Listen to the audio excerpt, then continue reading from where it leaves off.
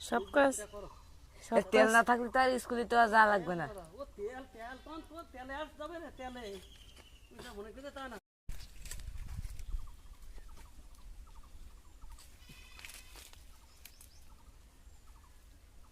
পড়বে টকটক করে